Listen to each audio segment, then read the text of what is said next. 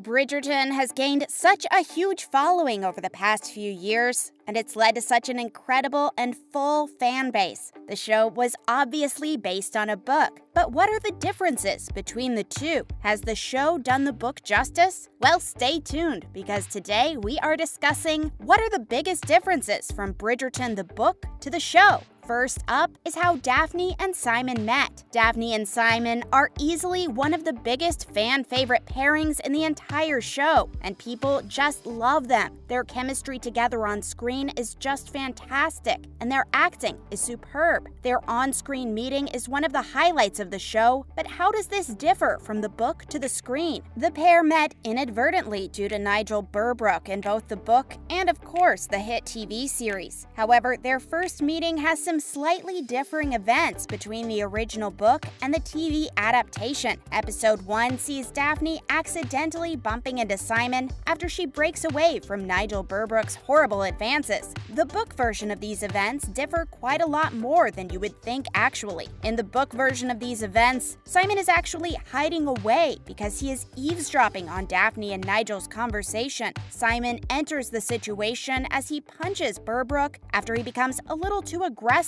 towards poor Daphne. This is how they meet in the books, whilst this punching event happens during episode 2 of the TV series. These events are slightly different, but change the pacing of their relationship quite a bit. Instead of an extravagant entrance right out of the gates like in the book, the series takes a slower approach. For the slower television pacing, audiences are more used to nowadays. Either way, this meeting is equally as good and as important for the fans. Now, how about the Duke of Hastings? Here we have Simon or the Duke of Hastings on his own this time. Or how does he differ between the series and the books? Some of the biggest scenes involving him in the show are the boxing scenes. These were placed into the show as a sort of appeal for the huge female audience this show was obviously going to pull in because of its period drama genre roots. In the show, we see Simon boxing whilst showing off his amazing abs all the time. And this is a great addition to the series for those who like that sort of thing. Sadly, this actually wasn't in the books and was only added into the show for the reasons you might think of.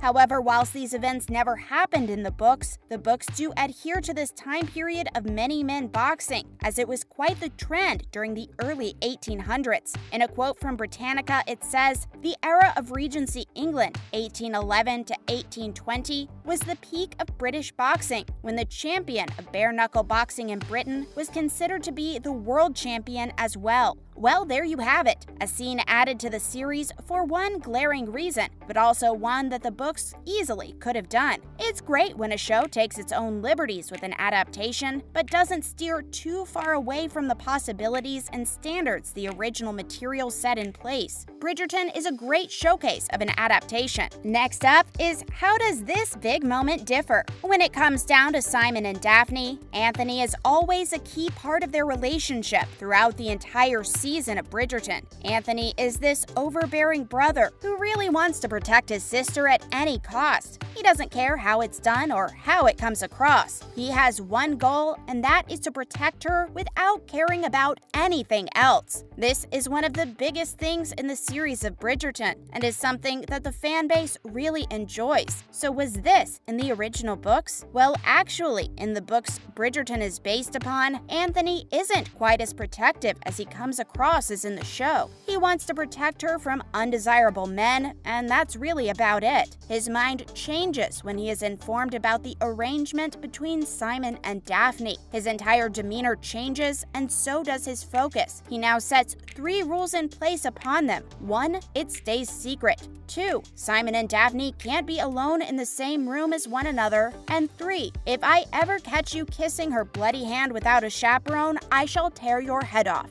These 3 rules do appear in the show, but his changing demeanor does not. If anything, the book definitely does a better job and alters Anthony's characters due to the situation at hand, whilst the show clearly makes his character more overdramatic and makes him more of an annoyance for the audience to hate. Anthony becomes the hindrance to what the audience wants to be instead of a developed and nuanced character. Stay tuned, because now we have one of the most controversial scenes in the entire show. How does this controversial scene differ from book to series? The most controversial section of the books Bridgerton is based upon was also translated onto our screens, but with a slight difference. Whilst we can't go into explicit detail, this one scene was something the original readers of the books didn't really agree on, but the show makes things much clearer for the new audience. To set the scene, Simon lies to Daphne about why he cannot have children, and she takes it upon herself to make sure she gets a child. In the books, this scene is based around Simon being knocked out drunk, whilst Daphne does what she does.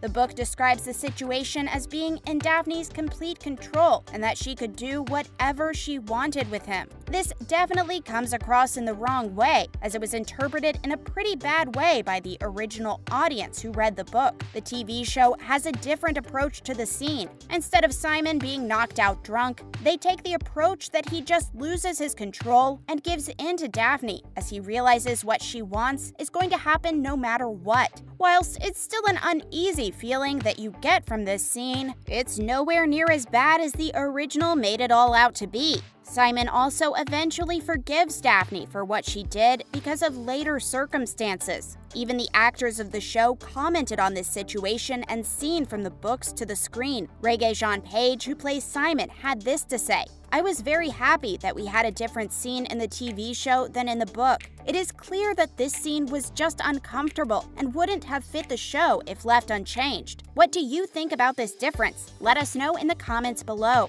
And finally, we have Marina Thompson's fate in the original source material. This one is easily the biggest difference between the show and the books, but it's also a great one. So what is it? In the original books, Marina Thompson is a pretty minor character, and it's only really mentioned during the opening of To Sir Philip with Love, which is the 5th novel in the series Bridgerton is based upon. In this section of the book, Marina Thompson is seen to have a pretty dark story. She's said to be the first wife of Philip Crane. Marina lived a pretty depressed life and eventually tried to commit suicide by walking into a lake in the middle of a really bad winter. In order to save her, Philip enters the water and succeeds, but he falls ill and dies later on because of the water. This left her behind with Philip's 2 children. Marina was basically done after that, and the story moves on. The show takes a completely different approach to the character and basically makes her an entirely new character. Instead of being a depressed character and the late wife of Philip, she is instead the cousin of the Featheringtons and has a completely different storyline from the books. Her storyline involved hiding a pregnancy and having an entire abortion storyline with it. When talking about the change of Marina's character, the writers had this to say: